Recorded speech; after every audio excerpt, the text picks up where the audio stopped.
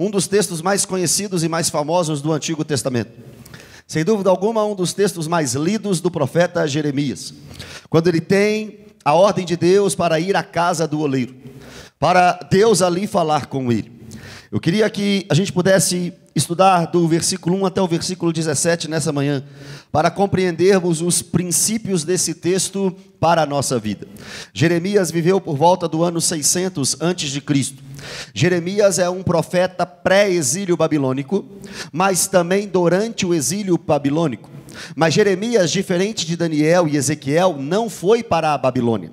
Jeremias fez o seu ministério em Jerusalém, no reino de Judá. Ali no reino de Judá ele passou muita perseguição.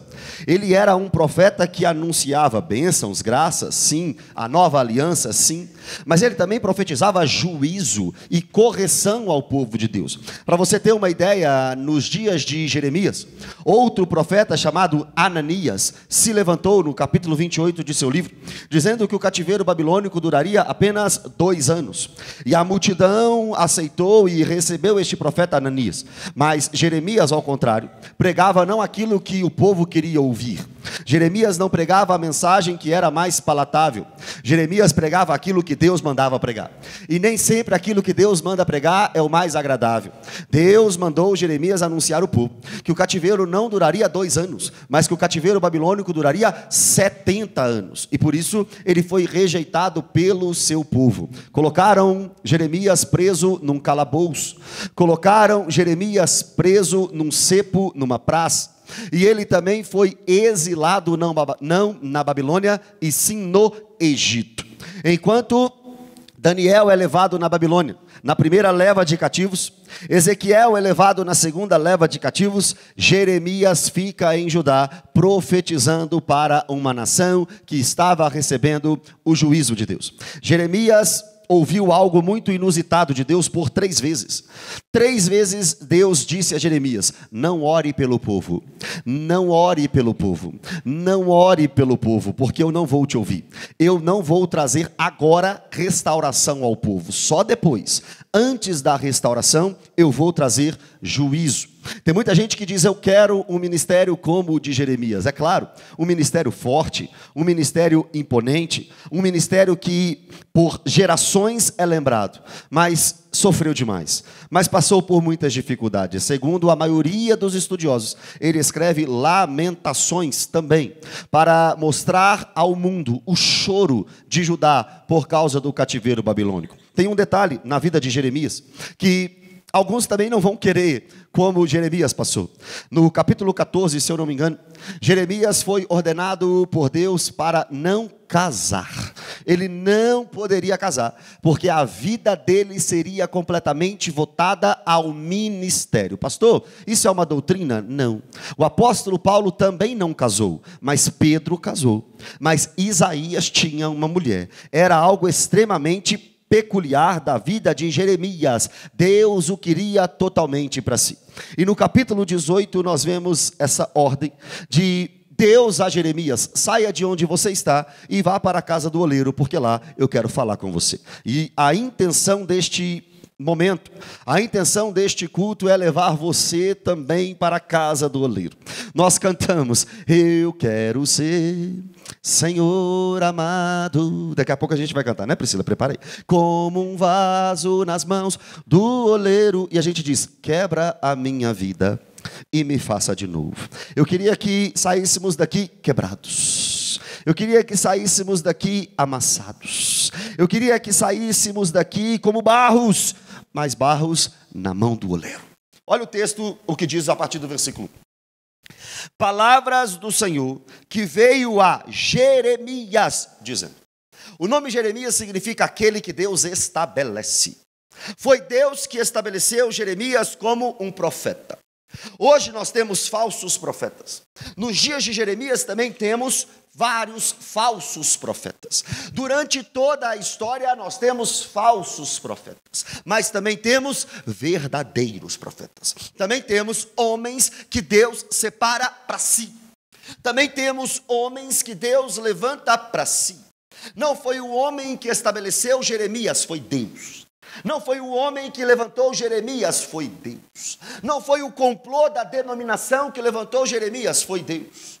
Não foi porque ele era amigo de alguém influente, foi Deus. E o texto diz: palavras do Senhor que veio a Jeremias. Quando Deus estabelece, esse é o significado do nome Jeremias, Deus direciona. Não há palavra de Deus para falso profeta. Mas quando Deus estabelece o homem, Deus fala com este homem. Talvez é por isso que você se encontra nesse momento dizendo: Deus já falou comigo. Deus já me direcionou, Deus já usou a minha vida. Como explicar isso, pastor? É porque Deus te estabeleceu nesse tempo, nesse momento, na sua casa, no seu trabalho, para te direcionar a fazer a vontade dele. Se ele não tivesse nada com você, ele não te direcionaria através da sua palavra. Agora olha a ordem de Deus para Jeremias: dispõe-te. Ou seja, levanta e sai. E desce à casa do oleiro, e lá ouvirás as minhas palavras. Levanta, sai de onde você está, sai do comodismo, sai do que é mais fácil, sai do que é mais tranquilo, e vai à casa do oleiro. É lá que você vai ouvir as minhas palavras. Irmão, Deus pode falar, ou poderia falar com Jeremias em qualquer lugar, mas ele queria falar na casa do oleiro. Tem gente que diz: não, pastor, Deus fala comigo lá em casa. Ele fala. Deus fala comigo na rua. Ele fala. Deus fala comigo dirigindo. Fala. Mas ele pode falar com você também no lugar que ele te manda, no lugar que ele te envia. Ele pode falar com você num culto como esse. Ele pode falar com você nessa manhã. O oleiro era um homem que trabalhava com barro, e com os pés girava uma roda, que o ajudava a manusear o barro. E com a mão ele modelava o vaso do jeitinho que ele queria. Não do jeito que o barro queria, do jeito que o oleiro queria. A matéria-prima é o barro, mas quem manda no barro é o oleiro. Ele faz o vaso do jeito que quer. E Deus diz: vai lá que eu vou te dar uma lição. Não vou te dar uma lição no comodismo de onde você está. Dispõe-te, levanta, tenha ânimo, tenha bom ânimo e vá atrás das minhas palavras, porque eu vou falar com você lá. Irmãos, Deus fala. A Bíblia diz: havendo Deus outrora falado de muitas maneiras aos pais pelos profetas, nesses últimos dias nos falou pelo Filho. Às vezes nós queremos uma grande experiência para Deus falar conosco. Pode acontecer? Pode. Muitas pessoas têm essas experiências? Sim. Mas se você nunca teve, não duvide de Deus no assunto falar com você, porque quando você abre a Bíblia e ouve uma pregação ou lê um texto bíblico, já é Deus falando com você. Você só precisa se dispor e se levantar para ouvir estas palavras. Olha o texto do 3. Desci à casa do oleiro. Se no 2 tem a ordem: vá à casa do oleiro, como o versículo 3 poderia começar diferente? Não tem jeito. Porque um profeta que Deus estabelece é 100% obediente à voz de Deus. Descia então à casa do oleiro.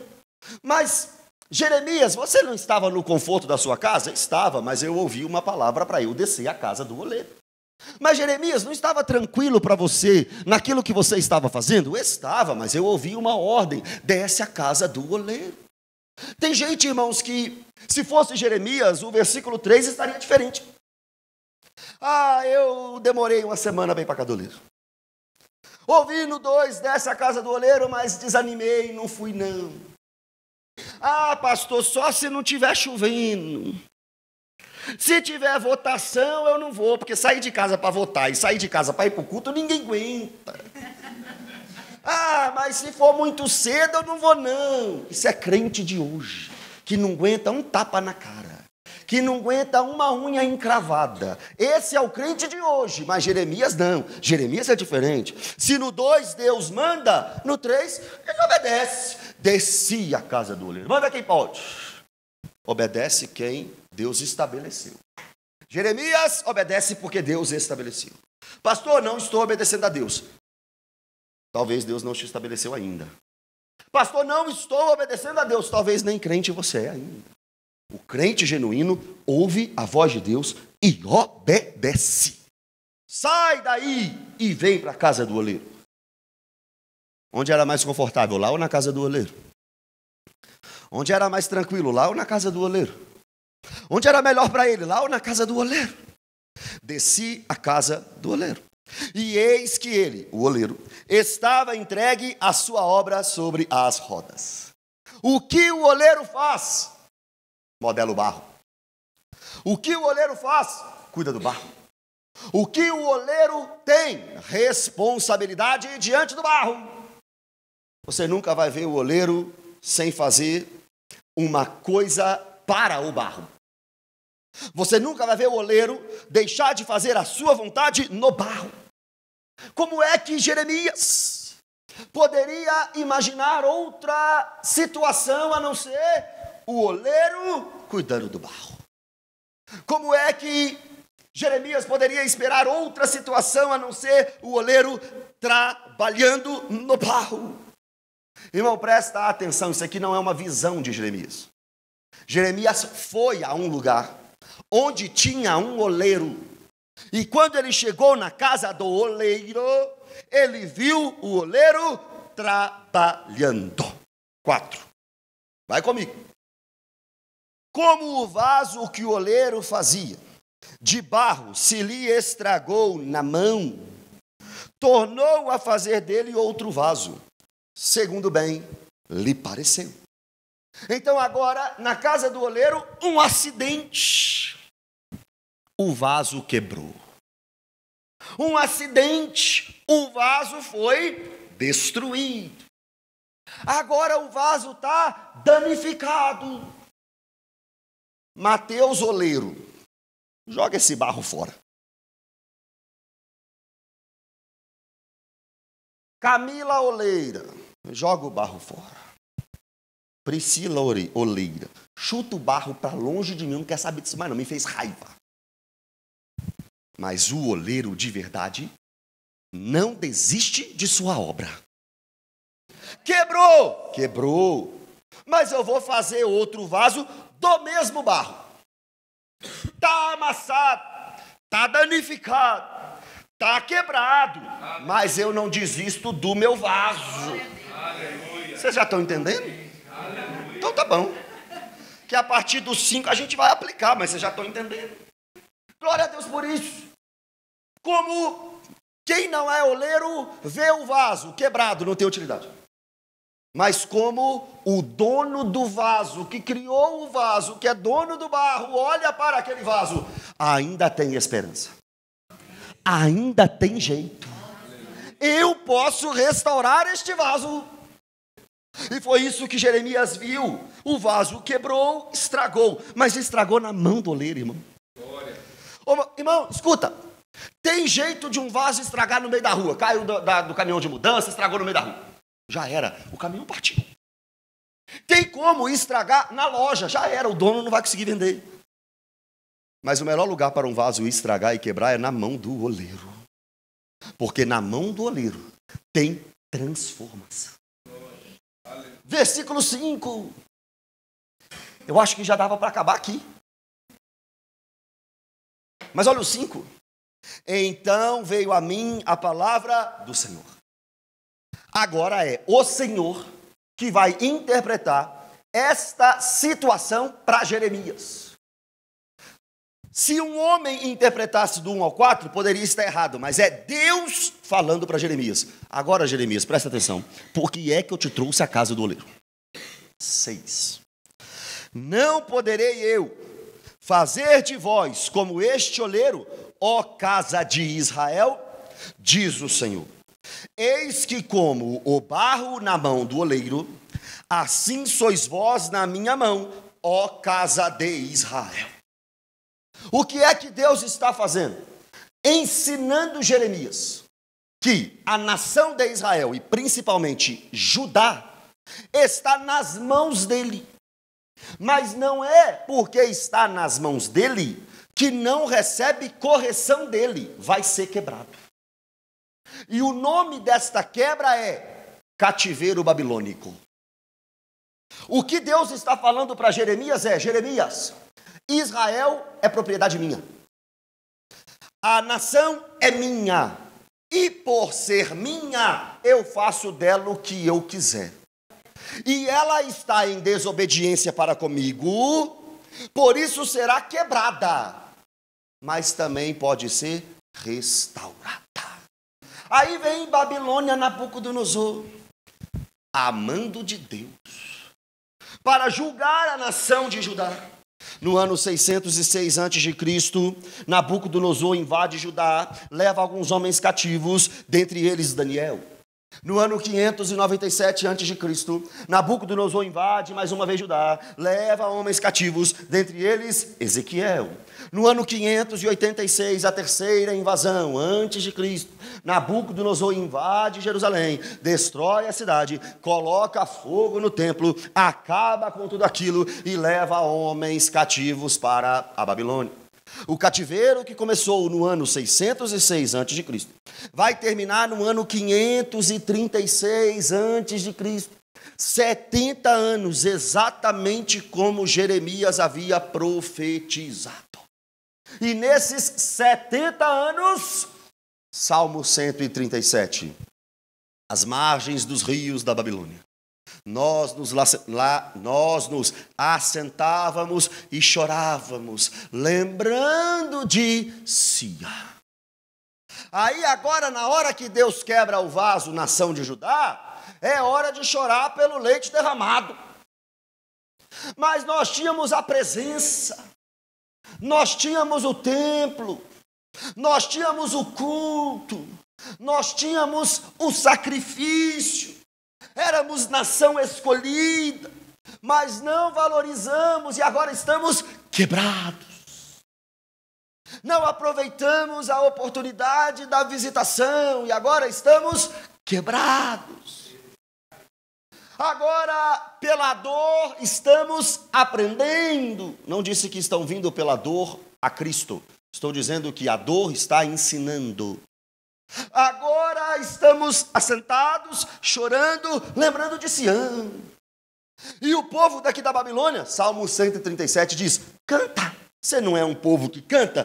Canta. Mas o Salmo 137 diz que as harpas já estavam nos salgueiros, nas árvores, já tinham aposentado o motivo de festa deles. Como entoaremos hino ao Senhor em terra estranha? Talvez você chegou aqui nessa manhã no cativeiro. E eu não vou dizer assim, coitadinho de você. Eu vou dizer, aproveita que você está quebrado, mas na mão do oleiro. Aproveita para aprender o que você tem que aprender nessa situação. Para não corrigir os erros lá do passado. Talvez você está agora nessa situação e Deus quer te livrar hoje. Amém. Mas talvez Ele quer te livrar daqui 70 anos. Ah, achei que eu não ia ouvir nada. Talvez a escola de Deus na sua vida está só começando. Meus irmãos, tenham por motivo de grande alegria o passardes por várias provações. A tribulação produz perseverança, a perseverança, experiência, a experiência, esperança. Deus corrige, Deus açoita o filho que ama. Está na mão do oleiro, mas está quebrado, mas está na mão do oleiro. Está doendo, mas está na mão do oleiro. Está no cativeiro, mas na mão do oleiro. E o cativeiro não é o fim, meu irmão. Não é. Deus ensina e Deus tira do cativeiro. Deus deixa no Egito, mas Deus leva Moisés para libertar. Deus levanta muralhas em Jericó, mas tem um Josué para derrubar. Deus pode restaurar essa situação no tempo dele. Como o oleiro fez com o barro, eu posso fazer com a nação de Israel. E como o oleiro fez com o barro, e Deus com a nação de Israel, Ele também pode fazer conosco nessa. Ele pode nos tirar dessa situação de quebrado e amassado que Ele nos colocou, que Ele permitiu, que Ele está autorizando a gente passar. Ô, meu irmão, tem tribulação que vem do capeta. Estou falando isso baseado na carta de Jesus Cristo à igreja de Esmirna. Mas também tem situação que vem de Deus para a nossa vida. Nem tudo que aparentemente é ruim vem do diabo. Tem situação que parece ruim agora, mas é Deus permitindo algumas coisas na nossa vida. Nós só não podemos esquecer que estamos nas mãos do Deus. Olha a misericórdia de Deus.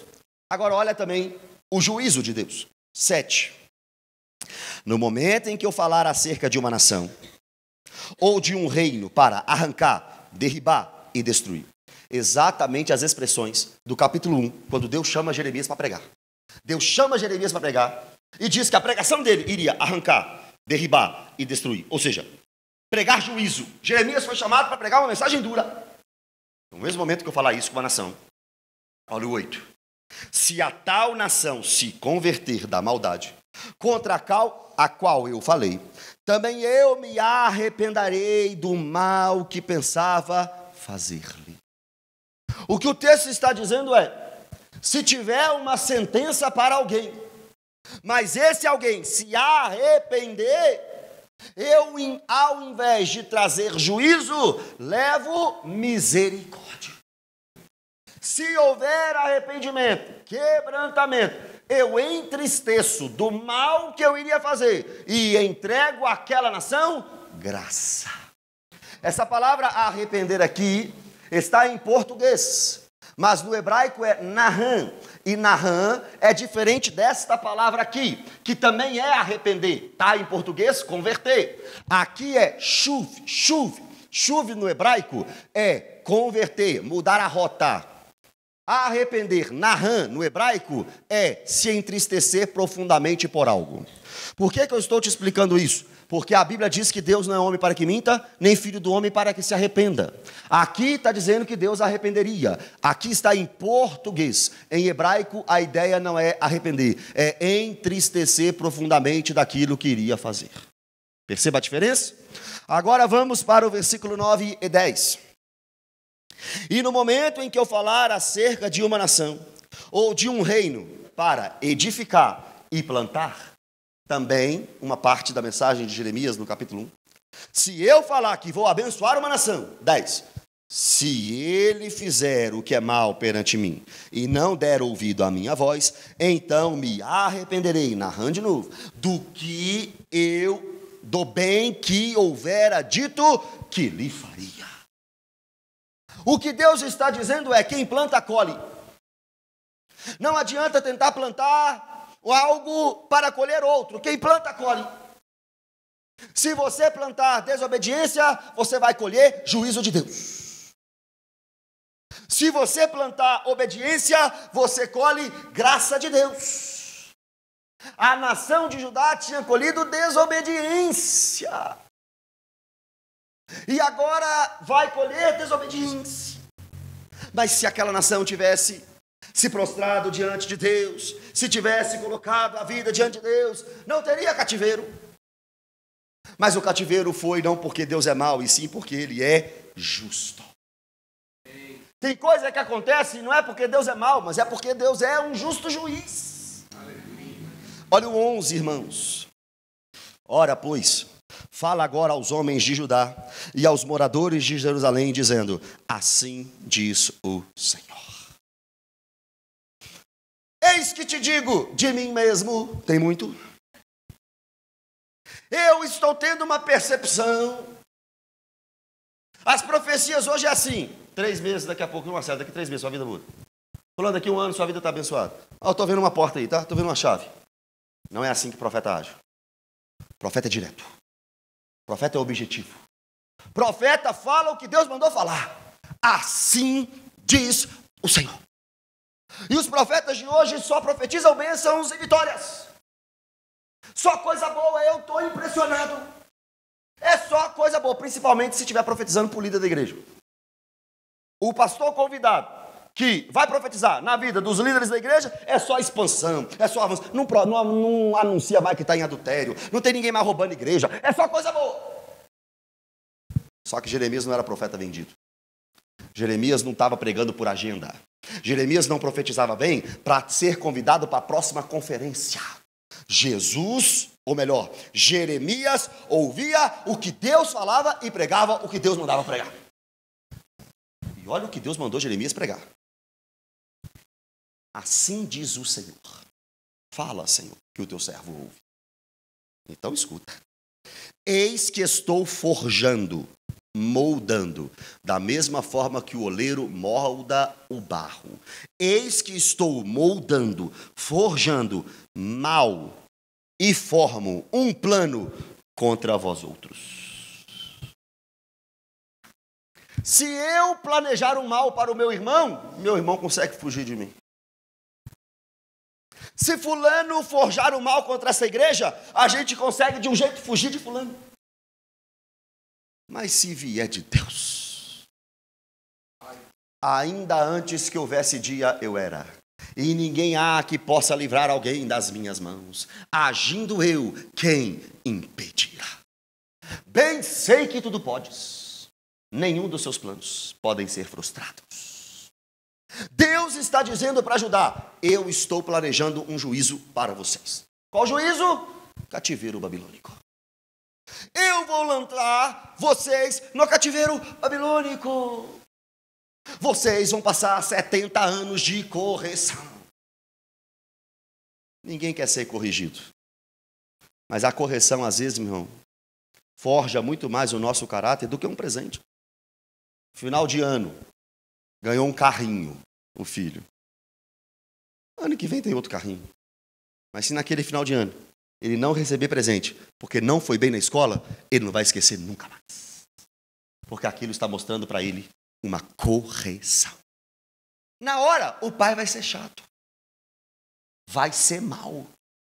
Mas está ensinando. Mas está fazendo bem para o filho. A correção de Deus, na hora, parece mal. Mas é para o bem. Olha o texto. Convertei-vos, pois agora cada um do seu proceder, e emendai os vossos caminhos e vossas ações. O mesmo Deus que traz o juízo está dizendo: conserta, arrepende, eu amo vocês. Eu amo vocês e eu estou pregando duramente porque eu quero correção de Israel. Vai para Babilônia, vai para o cativeiro porque eu amo. Vai para o cativeiro porque eu quero conserto. Emendai conserte, deixe bem colocado tudo que outrora estava mal colocado. O momento do juízo, o momento do cativeiro é colocar as peças no lugar. Sabe o que é cativeiro? É Deus te freando. Do jeito que você está caminhando, não dá. É Deus te preparando. Do jeito que você vai, não dá. Tem muita coisa para consertar ainda. Tem muita coisa para ser moldado ainda. Você precisa ainda ser preparado. E a gente não sabe nada disso. Mas canta: eu quero ser, Senhor amado, como um vaso nas mãos do oleiro. Sabe o que você está cantando? Eu quero ir, Senhor, para a Babilônia. 70 anos para receber o teu juízo. É isso que nós estamos cantando com essa música. Para ser quebrantado, transformado. Deus às vezes usa da Babilônia para nos forjar, para nos ensinar: saia da mentira, saia da prostituição, saia do adultério, saia do roubo, saia do engano, saia da idolatria. É quando ele nos freia que a gente aprende. O freio vem de Deus, mas a ordem também: arrependa, conserte. Irmãos, depois você lê Apocalipse 3, a carta de Deus à igreja de Laodiceia, é a mesma coisa. Continuando o versículo 12. Irmãos, antes do 12, olha para mim. Talvez você vê esse texto e fale assim: poxa, então Judá aprendeu. Talvez você lê esse texto e fale assim: meu Deus, está muito claro. Eu cheguei no 4, você já estava dando aleluia, glória a Deus. Então você pensa assim: pô, esse povo entendeu. Agora esse povo compreendeu. Agora ele sabe. Olha o 12. Mas eles dizem, olha o resultado da pregação. Jeremias está pregando o que Deus mandou pregar. No 12 você espera arrependimento. No 12 você espera conserto. Olha o resultado, olha a resposta que o povo deu à pregação de Jeremias. Mas eles dizem, não há esperança. Porque andaremos consoante os nossos projetos. E cada um fará segundo a dureza do seu coração maligno. Irmão, continue o limpo a se limpar. Mas continue o impuro a se sujar. Apocalipse 22. Tem gente, irmão, escuta essa, talvez é o seu caso. Tem gente que quanto mais prega, pior fica. Não pode mentir, amanhã está mentindo. Não pode roubar, amanhã está roubando. O problema não é a igreja, o problema não é o GC, o problema não é seu líder, o problema não é o pastor, o problema não é a denominação, o problema é o seu coração. Você que está impregnado no pecado e não quer sair de lá. É você que não quer obedecer a palavra. A pregação é dura, a mensagem é dura, foi Jesus que mandou, Deus Pai que mandou, Jeremias pregou, e o povo, para nós não tem esperança não, nós vamos continuar nos nossos caminhos. Deus manda uma praga, e Faraó não liberta o povo. Manda a segunda, e Faraó não manda. Manda a terceira, e Faraó não liberta. Na 10ª, liberta, depois arrepende e corre atrás, vimos semana passada. Talvez eu estou como um espelho para você aqui. Talvez essa é a sua situação. Deus está mandando arrepender e não arrepende. Porque o pecado parece mais prazeroso. Porque o erro parece mais prazeroso. Porque parece melhor lá. Não é, irmão. Não é. Esse pecado está te mandando para o inferno. A vida sem Deus está te mandando para o inferno. Depois dessa resposta do povo à pregação de Jeremias, olha Deus, 13. Portanto, assim diz o Senhor. Profeta é só isso, irmão. Assim diz o Senhor, assim diz o Senhor. Perguntai agora entre os gentios sobre quem ouviu tal coisa.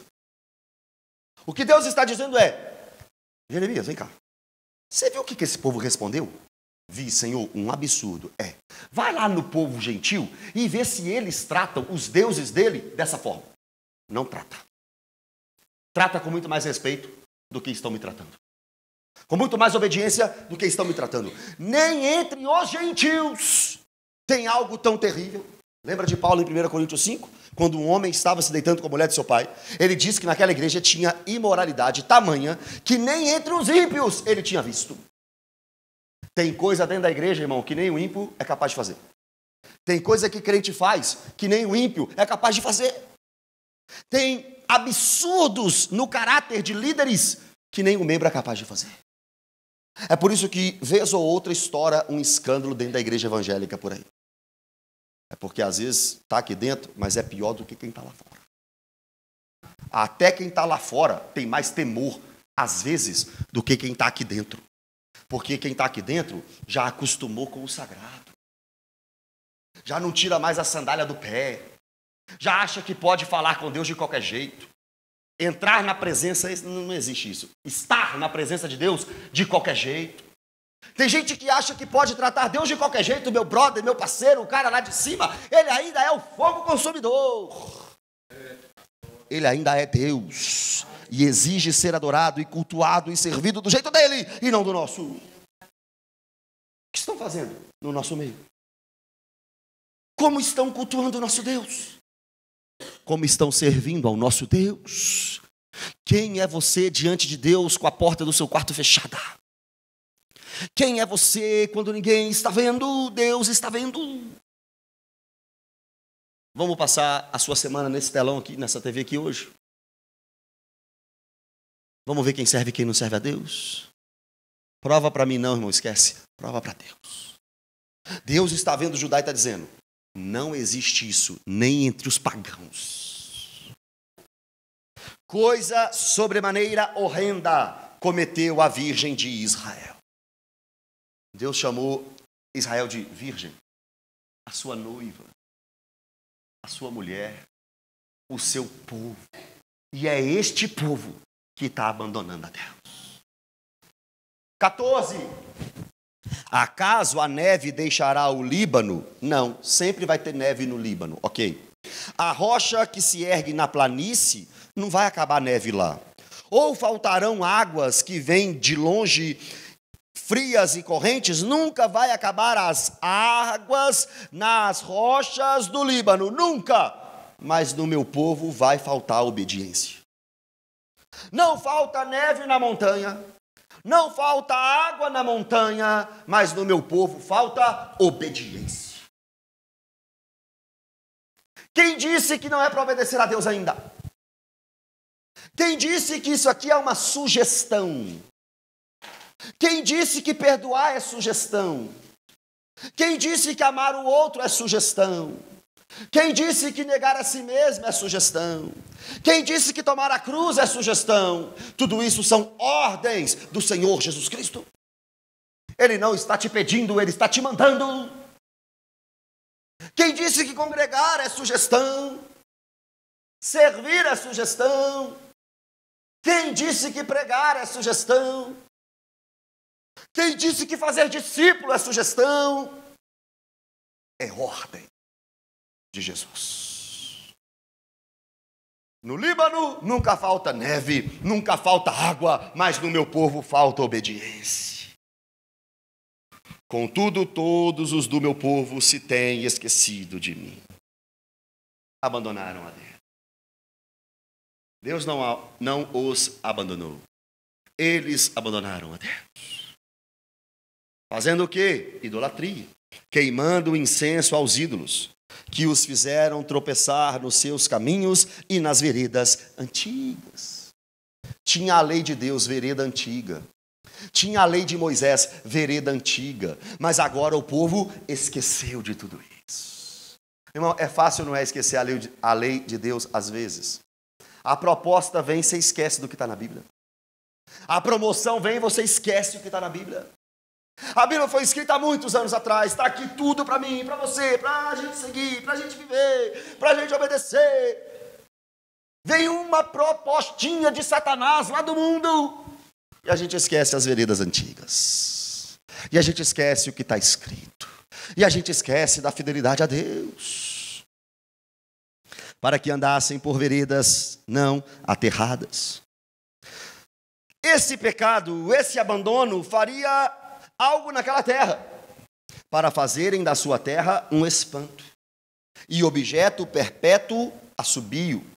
Todo aquele que passar por ela se espantará e meneará a cabeça. O que o texto está dizendo é: vocês esqueceram tanto de Deus, que agora este erro de vocês será como um assobio de juízo. Todo mundo que entrar em Judá vai perceber que a terra está desolada. Por quê? Porque está todo mundo no cativeiro babilônico. E todo mundo que vê o que está acontecendo aqui vai lembrar do juízo de Deus na vida de vocês. Vai ser um alerta para outros.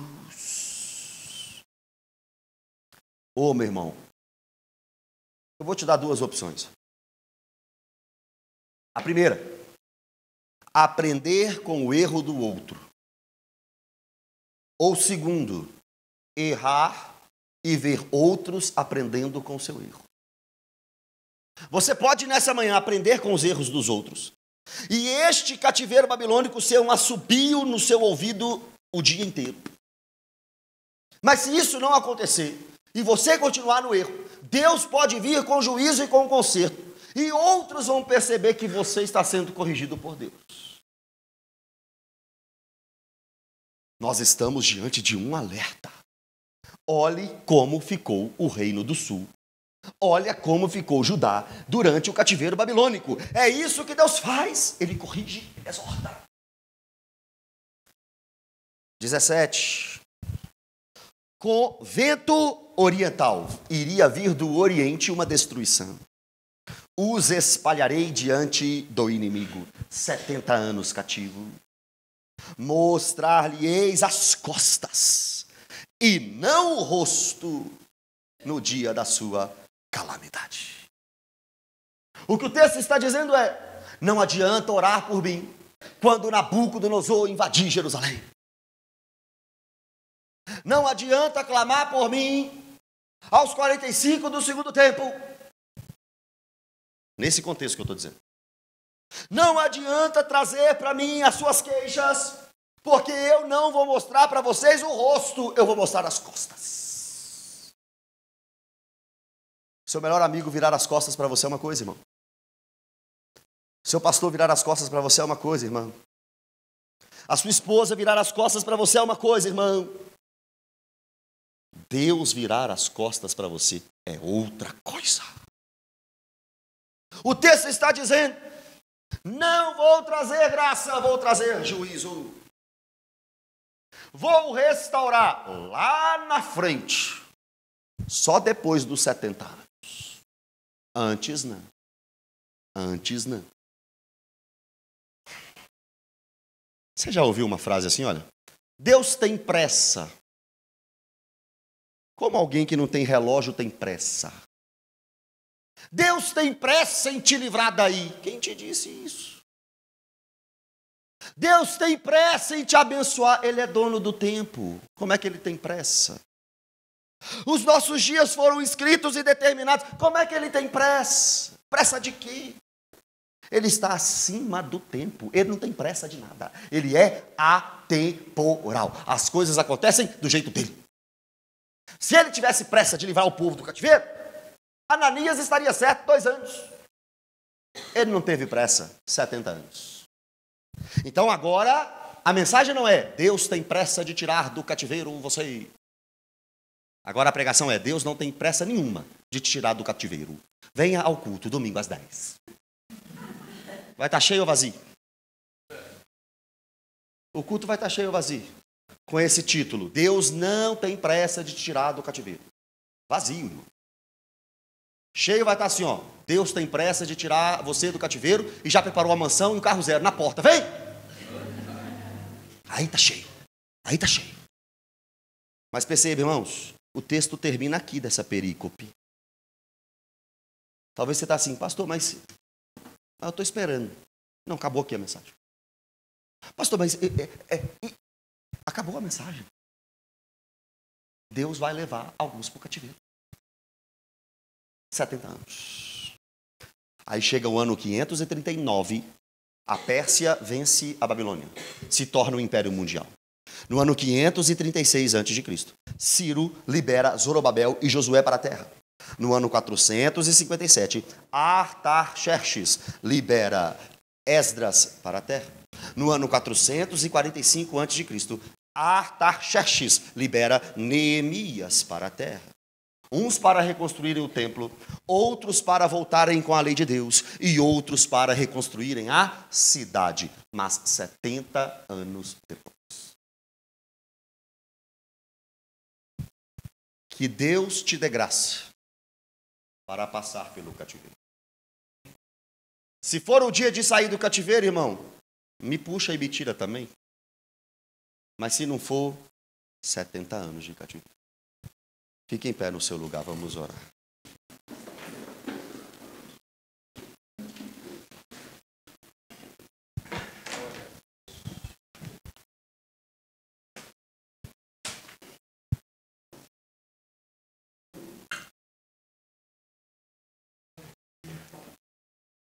Pai, obrigado por esta palavra, Deus. Obrigado porque até aqui o Senhor nos ajudou, nos guardou e nos protegeu. Obrigado, Deus, porque tudo o que acontece é segundo o teu querer e a tua graça. Obrigado, meu Deus, porque até aqui o Senhor nos ajudou. Obrigado, Deus, porque temos experimentado da tua graça e da tua misericórdia. Peço ao Senhor que não retire de nós a disciplina necessária. Peço ao Senhor que não retire de nós o conserto necessário. Sabemos que o Senhor nos ama e sabemos que todas as coisas cooperam para o nosso bem. A disciplina é para o nosso bem, Deus. A correção é para o nosso bem, Deus. Não parece agradável agora, Deus, mas é para o nosso bem. Então nos ajude, Deus, a não ficar pedindo apenas para sair do deserto, mas para contemplar a tua graça no deserto. Não para apenas sair do cativeiro, mas contemplar o teu cuidado no cativeiro. Oh, meu Deus, tire de nós todo o desejo e a vontade de sermos filhos mimados. Queremos ser filhos maduros, Deus, maduros, que sabem ouvir não, que sabem ouvir espere, que não abandonam o Senhor quando ouve sim. Leva esta igreja ao nível de maturidade do Senhor, Deus. Leve cada membro deste lugar ao nível de maturidade, Deus. E seremos eternamente gratos, em nome de Jesus. Amém.